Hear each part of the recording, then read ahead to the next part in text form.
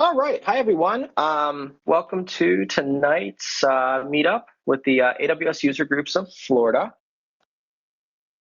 Tonight, Lewis and Josue are going to provide us with some best practices and some resources to effectively manage and optimize your AWS costs. So for those who are new to joining the AWS user group meetups, we've been meeting for over 8 years now. The past 2 years, over 2 years, have been virtual.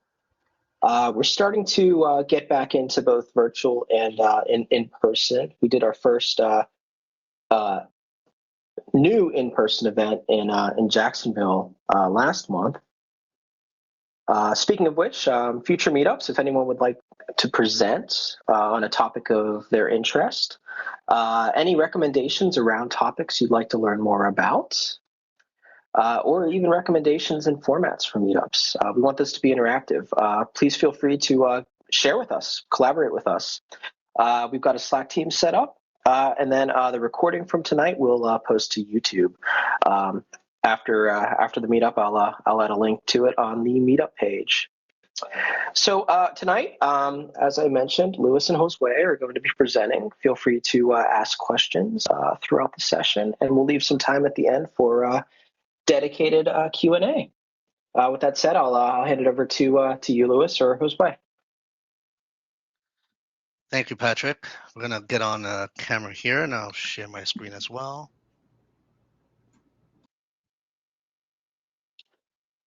Perfect. See your cameras, so that's working.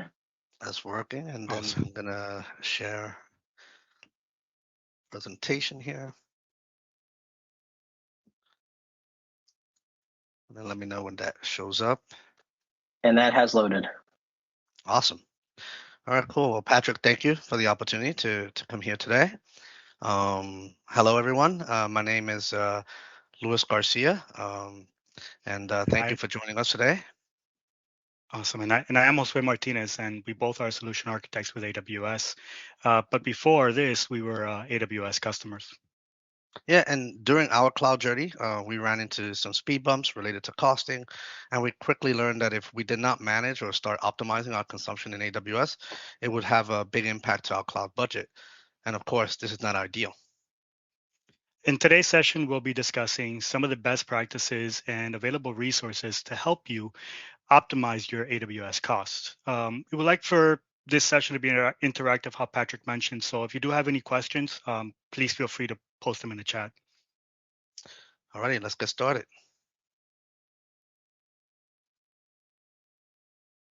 Awesome. So, all right, so let's go over the agenda we'll cover in today's session. We're going to start with going over some of the challenges that many customers face related to controlling costs and how AWS approaches them to support our customers. We'll give a brief overview of some of the pillars around cost optimization and cost management. And then lastly, we'll go into the console to demo for you some of the tools and services that, like Cost Explorer and AWS budgets, that you could leverage throughout your cloud journey. Before we start, we wanted to share some of the acronyms that we'll be using throughout the presentation, as some of you may not be familiar with them. So first being EC2, our Elastic Cloud Compute or virtual machine, RI for reserved instances, SP for savings plans, EBS, Elastic Block Storage or virtual hard drive or volume, AZ, availability zone, OS, operating system, IOPS, input output operations per second, CFM, cloud financial management, LOB for line of business, and then Kudos and AWS Cloud Intelligence Dashboard that we're going to be doing a demo on today. Great, Lewis. So let's take a look at some of the challenges. Here are some of the challenges that we get from our customers that start the discussion around cost optimization. The first challenge is around the AWS bill being higher than customers estimated, as they believe they would be spending less in the cloud. Regardless on how you're embarking on your AWS cloud journey, we recommend that you work with your AWS team and are aligned with your IT and business units on understanding your costing for budgeting purposes. So if, for example, you're doing a migration of a data center, ensure that you're sizing per your requirements. not based on what is running today in your data center. Think about modernizing some of your smaller functions by leveraging native AWS services. Yeah, another challenge is managing lower environment costs. Having these lower environments are essential as it allows for innovation, but you can take steps to maintain lower costs. So examples are running smaller instances, creating guardrails to ensure only required services can be consumed, and implement scheduling of resources to only run when needed. Definitely. And we also get asked about what options there are that are available to reduce the AWS spend. There are many options such as right-sizing your resources or choosing the right pricing model, and we'll be discussing these later in the session. Most important for us is for you to have a cost optimization strategy where you're always looking at areas to improve. Definitely. Sometimes customers are unaware that the AWS account team that you have can also assist you with cost optimization. If you're a customer with enterprise support plan, you have access to a technical account manager who is not only there to help with any support issues, escalations, but also to work with you to drive costs down based on different reporting tools such as Trusted Advisor. If you don't have a TAM, you can definitely work with your solutions architect that can help you find opportunities to reduce your cost. Yeah, definitely. And if we can get a +1 on the chat here, if you've come here today because you are experiencing some cost pain points.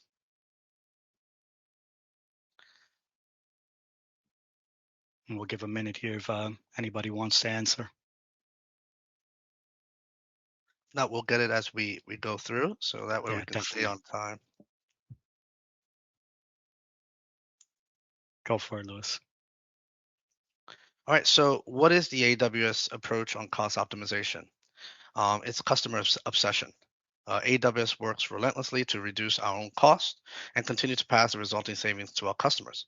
AWS has reduced costs over 115 times since it was launched in 2006. AWS continues to provide tools and solutions for you to monitor and analyze your spend, like Compute Optimizer and Cost Explorer. Lewis, that is an average reduction of 7.2 times per year, which is pretty amazing. Yeah, I agree. That's pretty awesome. So some of you may think you're on a roller coaster at times. I know I did when I was a customer.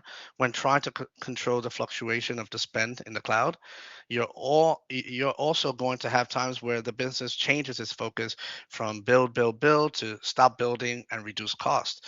And these are very common and influenced by different factors, which can be internal or external. Aligning the people, implementing the governance and mechanisms to control your spend early on will allow your organization to ride this roller coaster more efficiently. So let's get started with our cost optimization pillars. We approach cost optimization across 5 pillars. We start with right-sizing your resources to be the most cost-effective. Then we move towards increasing elasticity, which is looking at the ability to automatically scale your resources based on business demands. We then move to picking the right pricing model, choosing from the most cost-effective option, such as staying with on-demand pricing for short-term projects, or choosing between a savings plan or an RI for long-term workloads. Now we move to storage, a critical component of your workload, in which you will need to balance the performance with cost. And then finally, we finish with the measure, monitor, and improve pillar, which contains mechanisms to help govern and manage the previous 4 pillars. As you can see, our cost optimization flywheel is a continuous effort as you move through your cloud journey. Let's look closer at our first pillar, right-sizing your resources. So as you consume resources on the AWS cloud, it is important to try and appropriately size them to the actual needs of the application, but it's not always possible. Sometimes application requirements are either unknown or owners request higher specifications than needed. As we will discuss later on, utilizing tools to measure and monitor your resources will help you identify cost-saving opportunities like right-sizing resources. Josue is going to walk us through an EC2 instance. I'm, s- I'm sorry, someone is asking a question or? Oh, sorry, okay. It was So, background noise. I muted them. okay, thanks. So Josh is going to walk us through kind of an EC2 instance right-sizing example, and then also understand that this also applies to other compute services. Yeah, definitely, Lewis. So looking at this example we have here, this right sizing example involves a running general purpose 4 extra large EC2 instance type. Um, this may have been over provisioned during the initial migration into your cloud. So we want to review its current load by checking its CPU, memory, network, and disk I/O. See if it could be optimized. So after baselining the instance, we can now identify that there is a smaller instance type that can match those performance characteristics that we identified. We then can reduce the size of the instance and we can do another performance review just to make sure the application is still running well and everything's looking good. So we can see we have achieved 87% in savings in this example. Right sizing involves understanding the true performance needs of your resources and sizing them appropriately. So let's talk about the elasticity pillar, which involves being able to scale workloads to match demand.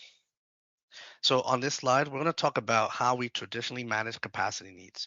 So on the top left, customers build to support peak loads, which is to over provision or provide more resources than the application really needs. Yes, peak time may have been covered, but it comes at a cost. This leaves you paying for unused capacity during times of average loads. On the top right, customers build to support for what is believed to be the average load. But then during unexpected peaks, the resources are not enough to cover the spike, impacting your customer's experience. You are now reactively providing resources during that unexpected peak, which is not ideal. So now let's look at building with elasticity in mind. For example, leveraging auto-scaling groups for EC2 instances, which allows for the scaling to be managed automatically. This allows for you to only pay for the resources that are needed at the time they are needed, while not impacting your customer's experience. The third pillar involves choosing the right pricing model. Most customers start off building workloads using on-demand pricing, which is normal as you start your cloud journey. A reason for this approach could be due to a proof of concept or maybe a migration. As you continue to design and understand your environment better, then you can choose a pricing model that is best suited for your business. On this slide, we're going to talk about reserve instances and savings plans. Reserve instances, or RIs, compared to on-demand computing prices, provide significant discount in exchange for a commitment to a specified usage level over a period of time. And savings plans have been designed from the ground up to provide you more flexibility while offering the same discount for EC2 usage. You can just commit to a certain hourly spend rate and take advantage of the broader selection of compute options offered by AWS. Both offer discounts for different services, but at this time, only EC2 instances can benefit from either RIs or savings plans. So, Josue, walk us through some of the similarities between the two. Yeah, definitely, Lewis. Let's see how they're similar. So to start with, they both are billing subscriptions with commitment options of 1 or 3 years, the longer term providing a deeper discount. They also both have the same payment options in which you can do all upfront payments, partial upfront payments with the remainder charged on a monthly basis, or no upfront payments with all payments charged monthly. Another similarity is that by default, discount is shared between all accounts in an AWS organization's family. For those not familiar with AWS organizations, it is an account management service that enables you to consolidate your AWS account into an organization that you create and centrally manage. One thing to keep in mind is that the account within an AWS organization that purchased that reserved instance or savings plan will benefit from the discount first.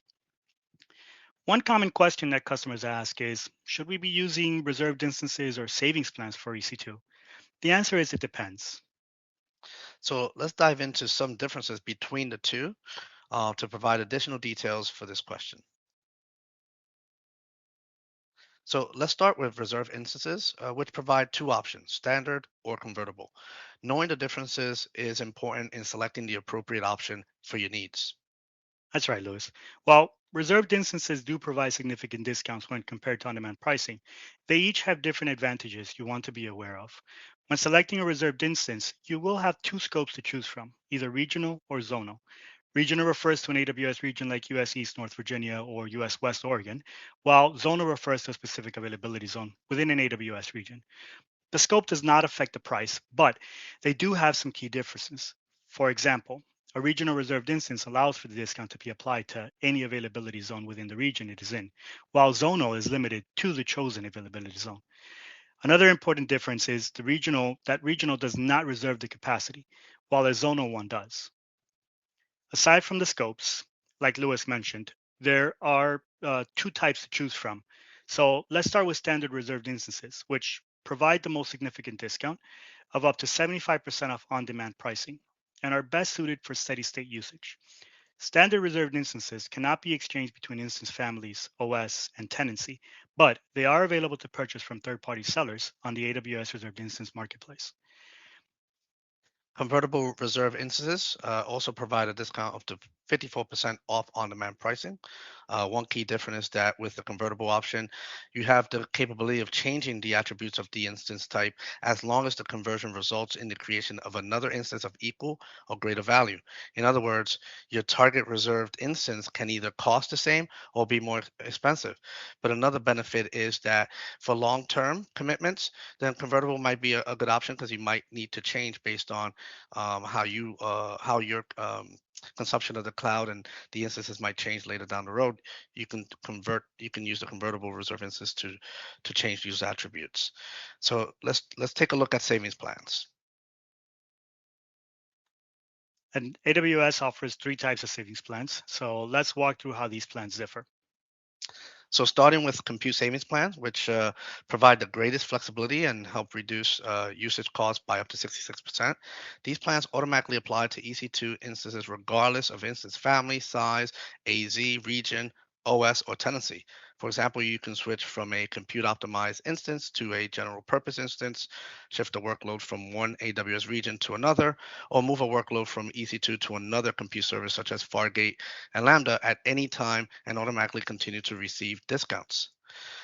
Next, we have EC2 Instance Savings Plans, which provides the deepest discounts off the on-demand pricing of the selected instance family in that region, regardless of AZ, size, OS, and tenancy. For example, you can move from a compute optimized medium instance to a larger size compute optimized instance and continue to benefit from the savings plan prices. And last, we have SageMaker Savings Plans, which provide savings of up to 64% off on-demand pricing. These plans automatically apply to all eligible SageMaker components and instance usage, regardless of instance family, instance size, and region. Be sure to engage with your AWS team to ensure that you are choosing the right pricing model to achieve the highest savings possible. Also, know that you can start with small commitments and layer as needed. So continuing down our flywheel, we have arrived at our storage optimization pillar. AWS offers many types of storage based on your application needs, and it's important to leverage the right class of storage to be the most cost efficient while not impacting performance. So let's talk about the different storage options available. So to optimize storage, the first step is to understand the performance profile for each of your workloads. You should conduct a performance analysis to measure IOPS, throughput, and other variables. AWS storage services are optimized for different storage scenarios. There is no single data storage option that is ideal for all workloads. In turn, by performing these analyses, you can ensure the cost of your storage is optimal. So let's talk about block storage. We have Amazon EBS Volume, which is a durable block level storage device that you can attach to your instances. Amazon EBS provides multiple types, SSD and HDD volume options, which differ in performance characteristics and price, allowing you to tailor your storage performance and cost to the need of your application. Here we have now Amazon Elastic File System, or Amazon EFS, which provides a simple serverless set and forget Elastic File System for use with your AWS cloud services and on-premise resources. It is built to scale on demand to petabytes without disrupting applications, growing and shrinking automatically as you add and remove files, eliminating the need to provision and manage capacity to accommodate growth.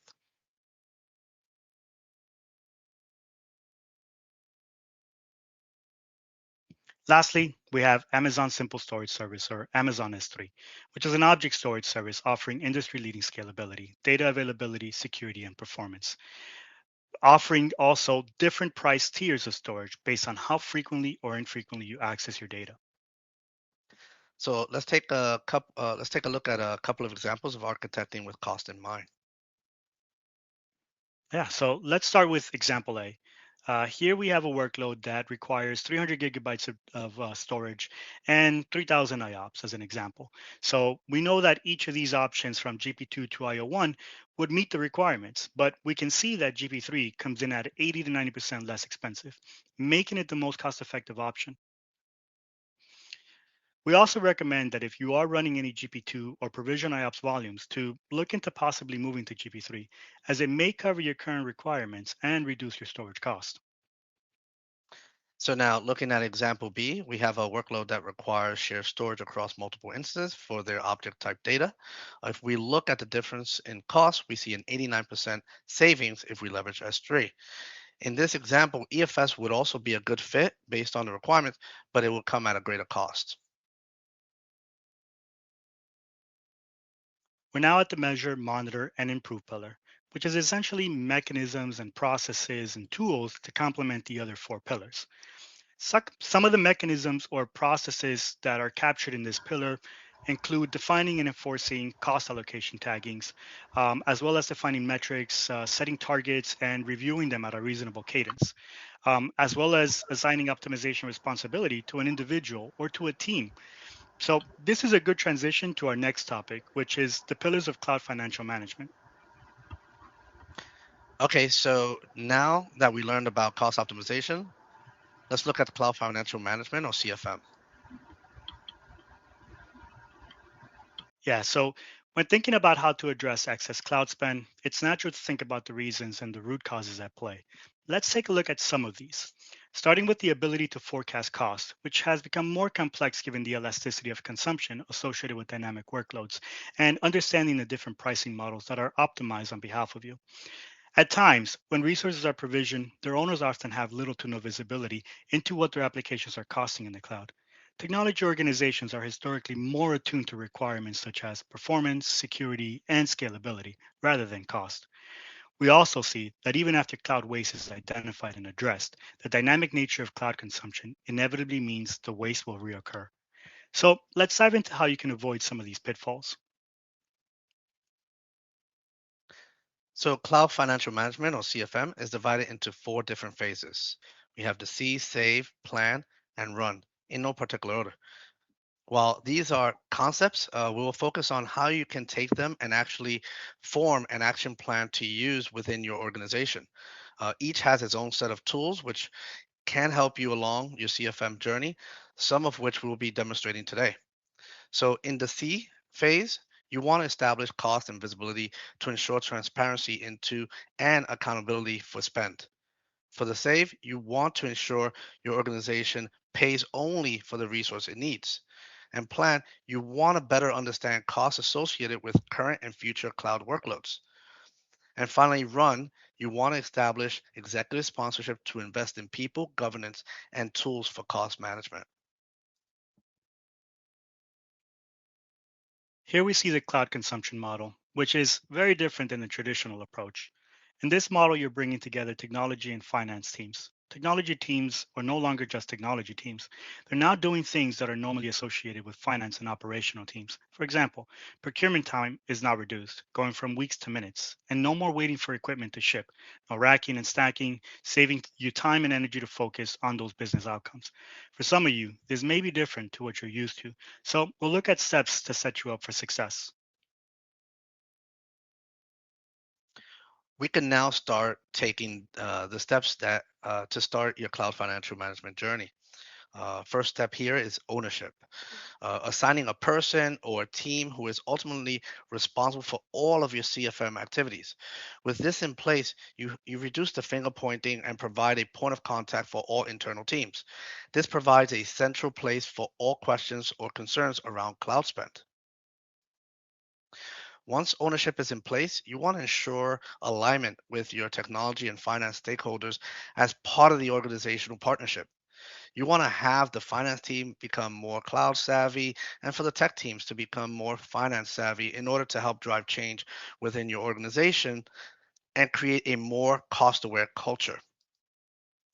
Now we start to look at enabling cost allocation.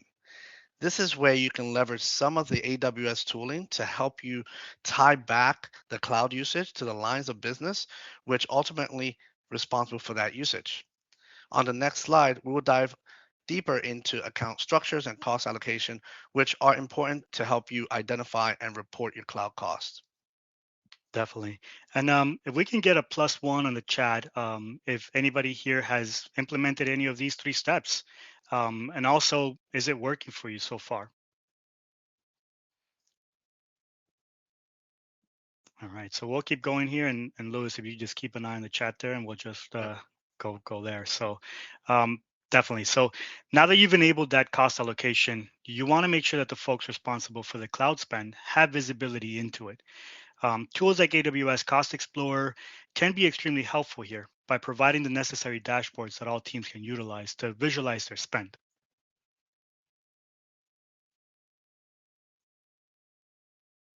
On to the next one there, Louis. Sorry. Good. All right. So cost optimization we've discussed in our prior section in this presentation, but we do see it here again as part of the steps to cloud financial success. Here you can leverage AWS tools like Cost Explorer and EC2 Rightsizing recommendations to find those opportunities to optimize the workloads, which will help you reduce your costs. If you have already established workloads on the AWS cloud, starting with this step might make sense for you to get immediate wins. Ultimately, you want to create the ongoing levers to use and consistently show more efficiency in your usage. The last step here is where we have our forecasting and monitoring aspect to help you avoid those surprises in your monthly bills. So to avoid these type of surprises, we recommend leveraging things like AWS budgets or AWS cost anomaly detection. And you can define thresholds that can alert you when you're about to hit or have hit them. And this can be based on forecasted or actual spend. This will allow you to be more proactive. The last piece here is not a step, but it's something that should be integrated throughout your cloud journey, which is continuous education. You want to make sure your teams are increasing their cloud IQ, whether it is training for an AWS certification like Cloud Practitioner or attending some of the available AWS workshops. Continuous improvement of your cloud IQ helps to make sure everyone is on the same page as the cloud is always evolving and we're always introducing new tools and new services that can help you along your journey. So we wanted to bring attention to the third step and dive a little bit deeper as we believe this is critical. We encourage you to create a strategy around account creation and tagging of resources. An AWS account provides natural security access and billing boundaries for your AWS resources and enables you to achieve resource independence and isolation. Accounts allow for a simple separation of cost by line of business, customer, environments such as prod, QA, or sandbox accounts for experimentation.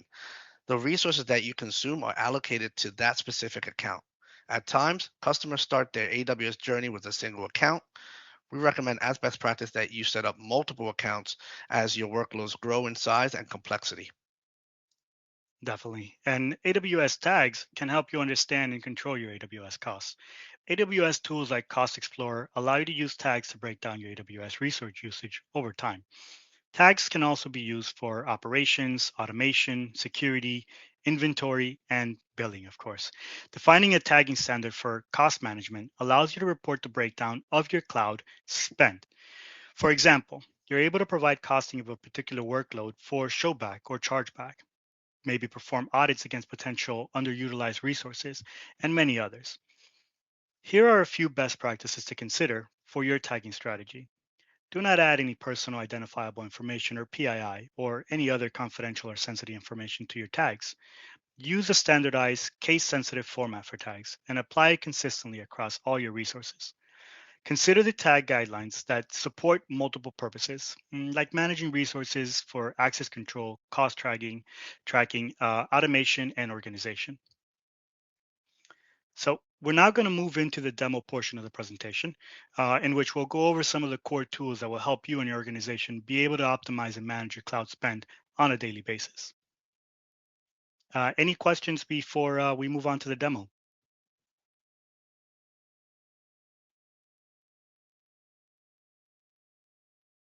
All right, Josh, I'm going to stop sharing and then you can share your desktop. Okay. I think we have Anthony here that asked we can get a copy of this deck. Not sure, Patrick. Yeah, if you send it to me, I will post it to the meetup page along with the recording. Okay, cool. Awesome. Thank you. No problem. So let me start my screen share. Let me know when it's visible. Yep, I see it. Yep. Perfect. So here we are on the AWS Management Console. To get to the Cost Explorer or to our billing sections, we can use the service tiles here and look for Cost Explorer and navigate it this way. You can also add it as a favorite and it would show up right here in your bar, as well as searching for it. And if you do, then you'll be able to get to that as well. I already have it here open here in our next tab, so we'll go into where exactly the home portion of it. It'll take us right to this summary, which gives us a bit of an overview of what the current month spend is looking like, and as well as what the forecast is going to look like for all of our consumption by the end of the month, as well as if we're seeing any trends like are we up 12% in this case from last month, maybe where we're lower, or we've stayed the same. As well as just a kind of a bar graph here of some of the spends a little bit more granular on a per day basis. To get a little bit more in depth with this cost summary, we can go right into the Cost Explorer section here. And here's where we can look more at a granular level of what's happening from a different perspectives, right? Different filters and different options. We can come in here and kind of change this to a more, timeline that fits for what we're trying to look at, as well as kind of break it down by either hourly or daily or monthly, as well as the filter options that we have here on the right. For example, this is showing us all the different services currently that are being consumed in this demo account. But we can also come in here and kind of do a filter and say, hey, I only want to look at EC2 instances for my report, right? Or for this dashboard, and kind of get that visibility as well. After you've done some of this filtering and kind of looked at this and this dashboard looks good or this report looks good, you can save this as a report. And then we'll have that visible in the report section and we can kind of look at that in a little bit here. As well, if we scroll down here, we kind of get a little bit of a tabular view of these spends. And we can just export this to CSV if needed. Jumping over to reports real quick, we kind of see some of these out of the box reports that are available. So we can drill into these reports and kind of get some visibility quickly. These are not editable, but if you do select it and duplicate it because you like kind of that report, what it's doing, then you would create your own report from that. As well as a demo report, this is one that I created once you hit that save option up there. Staying here within cost management as well, we kind of want to look at that cost anomaly detection. Cost anomaly detection kind of helps with using a little bit of machine learning on the back end, enabling cost monitors here to kind of look at either drilling into some of the tags that potentially we have already set up and saying, hey, I want to look at this team's resources that are being utilized and kind of set up an alert for it. And if it goes over, let's say, $50 as an anomaly, which means that the run rate for every day was maybe at $30, but now all of a sudden it went to above $80. We kind of want to get alerted on that. So you're able to kind of look at this and it kind of helps you start detecting as to what's been happening on a run rate level and if there's any anomaly changes that are happening. And those alerts will come in and you're able to now come back to the dashboard and just kind of drill into the history, kind of look a little bit as to what is happening, how long that anomaly has been going on for, what's the impact cost of it. And if there are any root causes, it'll give you maybe the linked account for that resource or what that usage type looks like. In this same section here, we can also come in here and look at rightsizing recommendations. So this is one of those tools that we mentioned during the presentation where you can look if you have any EC2 resources that are potentially either running idle or maybe they're just underutilized. And from an idle perspective, you can potentially investigate, take a look and see if maybe those resources are no longer being used, and then try to see if you can either stop the service, stop the instances, or maybe terminate them. As well as looking at underutilized instances. And we do see some recommendations in this demo account here for some underutilized instances, and it will give you some estimation of what are the potential savings, as well as what are the recommendations, what is the current instance type that these instances are running, and what would be the ideal instance type that is recommended. Again, before making these changes, always go in and make sure you do some investigation on these resources. Make sure, I think Lewis mentioned as well in our presentation, maybe it's not a memory intensive resource, or maybe it's just a resource that needs to stay at that level. So before you make those changes, just make sure that we kind of look at those things. In the same pane here as well, we kind of have our savings plans and reservations, which we spoke about, the RIs. Here in this demo account, we don't have any set up, but we do have the option to come in here and look at recommendations before we even purchase any savings plans or any reservations. Looking at savings plans to start with, you can come in here and look at what it potentially can recommend depending on the different options. So you'll be able to select between a 1 or a 3, whether you want no upfront, and then you can look at different timeframes for that data. And these are the different savings that you would do and the type of savings plans you can purchase. As well, for reservations, we can see very similar data where you can come in here and look at the different options that you have to determine if an RI is going to be effective for you. But again, before making any of these purchases, always consult your AWS team. Make sure that they're going to help you on some of these choices. That way you are going to choose the best one for you and for your business. And moving into kind of a little bit on the billing and looking at some of the budgets and kind of setting up some of those cost allocation tags. When you go into the billing dashboard, this is the homepage, kind of what it gives you. A little bit similar to what cost management was saying. This is from a cost perspective as well, getting a little bit of forecast of to what your month spend is going to look like, what you spent up to now, as well as how many services is encompassing on this. You do have another dashboard as well to look at what is the highest cost service, as well as some trends. Top 5 services that are costing the highest, as well as 5 top accounts that are costing the highest. We don't have multiple accounts in this demo, but if you do have multiple accounts, you would see that trend here.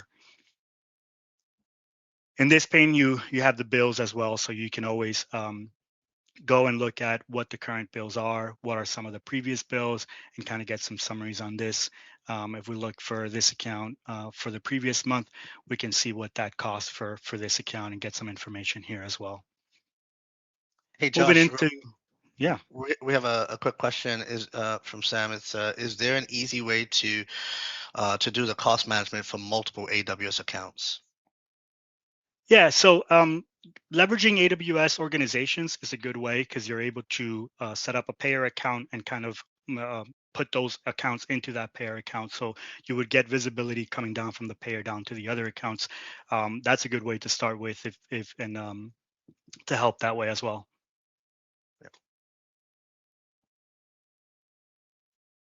All right, so going into cost allocation tags. So here we can see some of the user-defined tags. So these are tags that I set up around amongst my resources in this demo account. And you do have the option here to choose which are those tags that you want to leverage for cost allocation. So I have a few that are active, but if I did want to set up account as a tag, I can go ahead and activate this tag to be leveraged for cost allocation tags. As well as leveraging cost categories, which kind of lets us group different, different either business use cases or business entities into a category. So maybe you have an accounting team, or maybe you have a marketing team, and kind of what I've done here in this demo is having just one category for them. Yeah, based on the cost allocation tags, as well as kind of combining them into our hierarchy level where you can set up another cost category for both the marketing and the accounting and add them into this, into one other cost category. Then you can leverage these categories with either setting up budgets or setting up some of the Cost Explorer dashboards or reports to kind of get more visibility at that level. And then next here, we'll kind of look at budgets, which we spoke about a little bit as well. And budgets kind of lets us set up as the name implies, budgets. But we do have options here to set up either a cost budget or a usage budget based on the resource usage, as well as looking at some of our savings plans and reservations as well, and making sure that we can put a budget for those. Some of the options that we do have in this example, we'll set up for cost. We do have the ability to change the period that we want to do these budgets for, as well as maybe this is going to be for a POC. So you could expire the budget after that POC is done.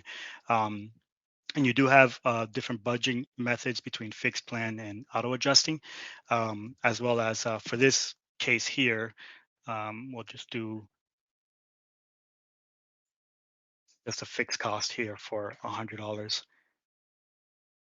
And within scopes, here's where we can get a little bit more granular and kind of look at different dimensions to set up this budget for, whether it is for different cost categories like we saw now, or for different tags, or for just an account or a service, allowing us to kind of get into a little bit more of a granularity here. Once you've defined those scopes, then you would set up an alert threshold, and you can have multiple ones. So maybe you want to get the first alert when you're 80% near that budget, or maybe you just want to do 100% of the budget. And then you have notification options where you can go ahead and notify teams, right, for this budget.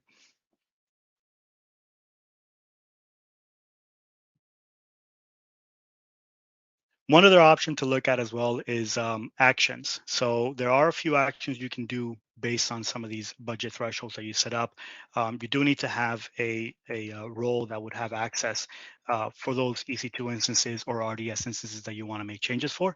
But you do have also, or any policies that you want to create, you do have options to do an IAM policy where you can potentially, if that budget is being met during maybe you have a sandbox account, you can kind of reduce some of that, uh, some of the access, right? So that maybe either services don't get spun up or users don't spin up any more services, as well as create a little bit of automation into being able to stop EC2 or RDS instances. Awesome. And last thing I want to show here from my end will be the AWS Compute Optimizer. This section here allows us to look at if there's any opportunities for us to improve our performance. We can do that from an EC2, auto-scaling EBS, or Lambda perspective.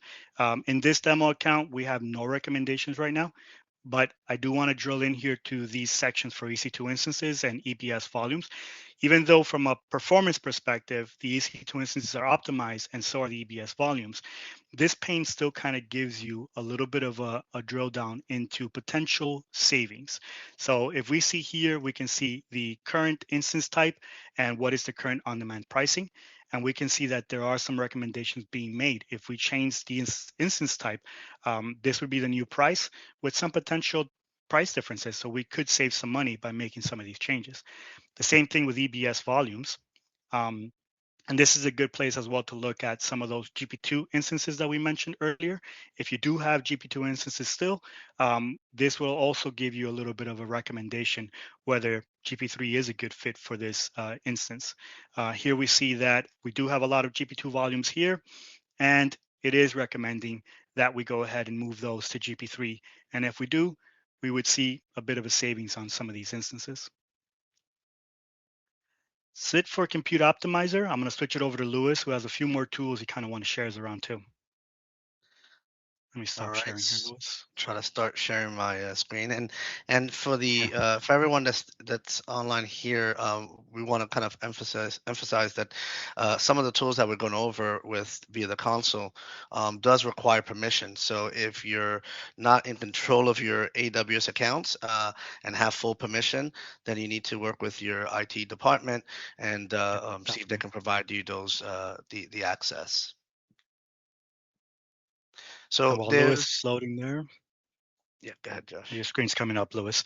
So he's going to go over Trusted Advisor, as well as a little bit of the pricing calculator and our Kudos dashboard. Yeah, and do you see my screen? Yep, your screen's up, Lewis. So, Josh was the lucky one. He had the hardest section to go. So I'm going to go through this a little bit quickly. It's pretty simple. So The AWS Trusted Advisor, right? It's a tool that you can definitely leverage to provide you some recommendation across a few categories, which we're going to show here. In the main page, it gives you the options for you to go and learn more about it. So we're going to go quickly over it. So we're just going to go to Trusted Advisor, and this is the dashboard that you see here. The first thing that you want to see is that you can refresh all of the checks via Trusted Advisor, and you want to do that to make sure you have refreshes, or if you made any changes, remediations, etc. Those things would be looked at, and then you can download all the checks. So you'll have a spreadsheet or CSV format that you can open up into a spreadsheet, and you'll be able to kind of look through each of those things and take more time to try to look at how do you plan to remediate those. Again, these are the 5 categories here. You have cost optimization, performance, security, fault tolerance, and service limits. We're going to be focusing on the cost optimization due to the session that we have today. We do see that potentially we have around $76 in this demo account of savings. There's some things that it wants me to look at from a security perspective, fault tolerant perspective, but we're going to focus today on the potential savings. And then here, anything that's changed recently will be reflected down here at the bottom. So let's go to cost optimization. Again, we see the potential savings for $76. There's no red items or any action items that are deemed critical. We have a couple of the in orange, which is kind of saying, hey, look, we want you to take a look at this, but it might not be a critical issue. Everything else is green, which is good. And then in gray is when you exclude a certain metric or something that you don't want to see because you already know that, for example, an EVS volume that's not attached, but you want to keep it there because of compliance reason. So you can exclude it, and I'll show you how to do that. But we're going to focus on the items that are making this cost up here. So the first one is recommending a reserve instance, which is saving me around $3.31 if I go with a 1-year term, or $9.57 if I go with 3-year. For $33.41 is complaining about there's some EC2s that I should be looking at. Again, this here looks at CPU utilization and network IO consumption, is not looking at memory. So again, whenever you going to share this list, or if you're going to review it, because it's saying here, look, these EC2 is not in use, you can terminate it. And by terminating it, I'm going to save 30 some odd dollars, right, is what it's projecting. But again, make sure that you communicate with the team. Make sure it's not there for a specific purpose, or it might be consuming a lot of memory. Again, let's say if you don't want to see this because you know that machine is something that you don't want to touch, you can come here, check it, and exclude it. And so that way it doesn't come back into report. You could see it and then you could include it back in as well. But right now we'll leave it as that. That's going to give me $33 if I dispose of that machine. And then the next one here is for $39 is underutilized EBS volumes. So underutilized, or it can be that it's unattached volumes that have no instance attached to it. You can come here, and again, it'll give you the information, the volume IDs for it. We recommend the tagging. So if you create an EC2, tag the volumes that correspond to that EC2. So that way you can identify it much easier. Again, you can download it. You click on the checkmark here, download it, share that with your team, validate that those volumes are they really needed. If they're not, then they can remove them, and then that will save you X amount of dollars. So those 3 items are the ones that are corresponding to the $76.32. But we highly recommend, if you haven't looked at Trusted Advisor, go into Trusted Advisor, look at the different categories is very critical. Security, etc. Those are things you want to look at from an AWS consumption point of view. The next thing that we're going to go into is really quickly is going to be the pricing calculator. This is something that you can go and use. We highly recommend that you use the pricing calculator. This is going to allow you to create estimates based on your architecture. You build an architecture, the business is going to want to know how much is all that going to cost, because they want to make sure that they can forecast that spend, or at least have some budget around it. Here you have many AWS services, so you can really get really close to what an estimated cost depending on the services. If there's none here, then you can work with your AWS team to ensure that you got all of the missing pieces, so that way you have a more accurate estimate for the business. For example, we can go EC2. I'm going to choose to do a quick one here.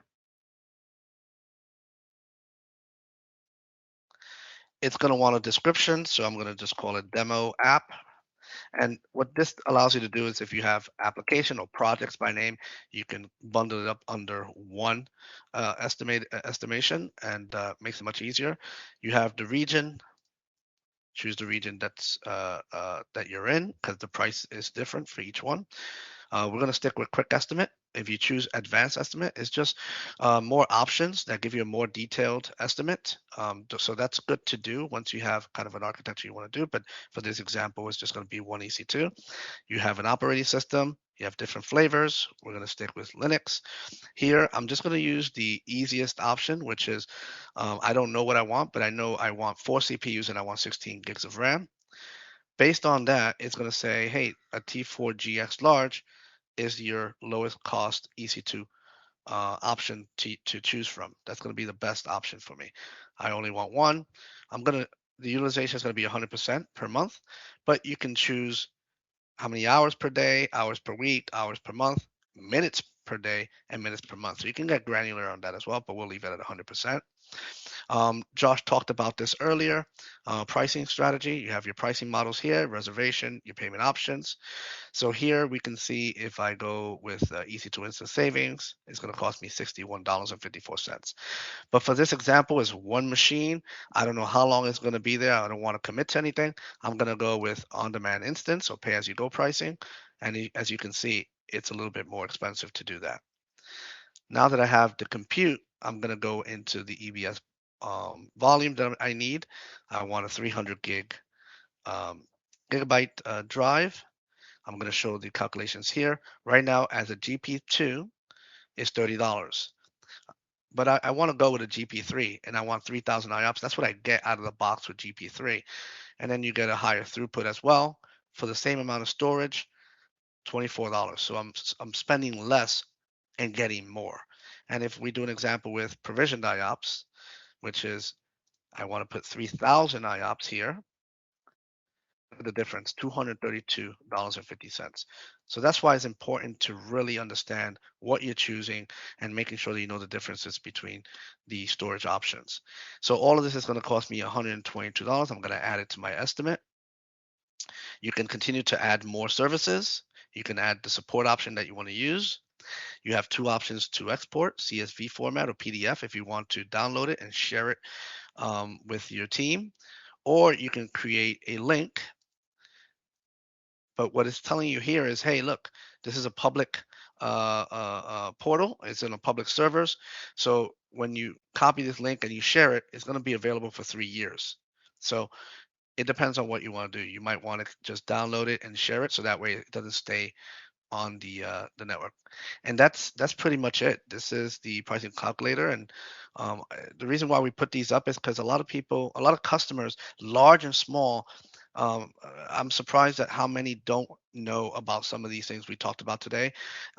They just come to us when they start to have kind of issues around managing their cost. So we want to make sure we brought these up to you guys today.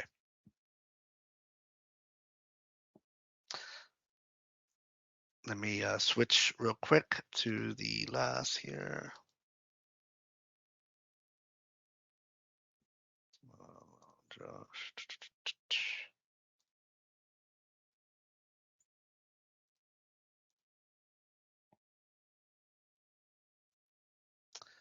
Sorry here.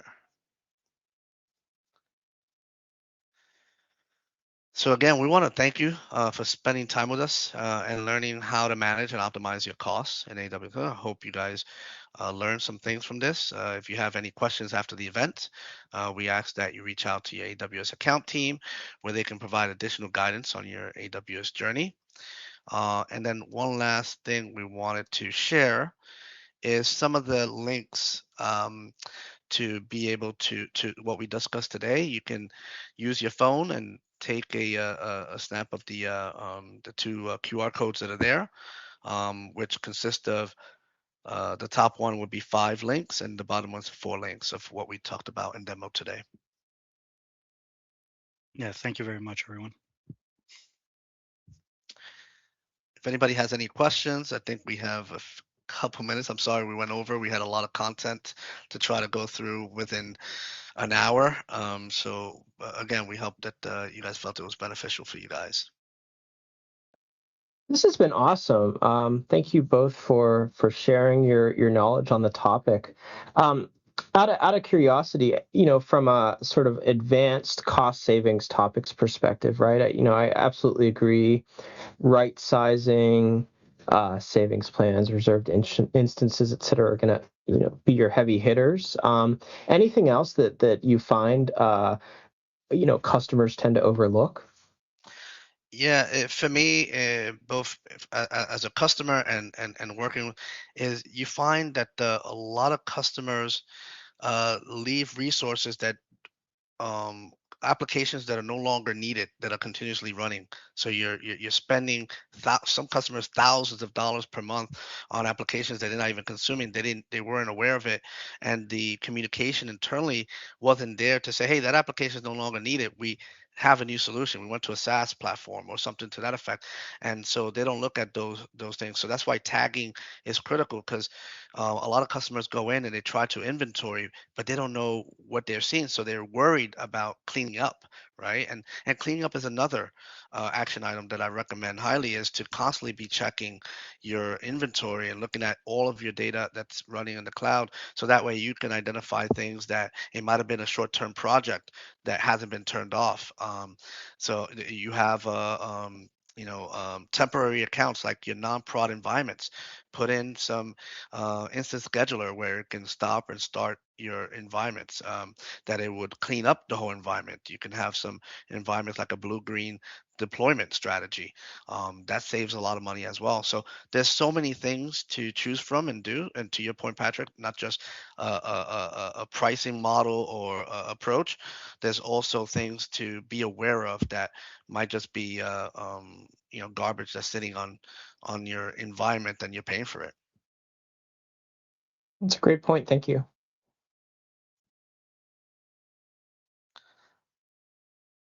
Cool. I'm glad. I think so. Patrick, is that it? Or do we? And again, thank you, Lena. As we try to put in some put a lot of work for an hour session, so we really want to make sure that you guys benefit from it.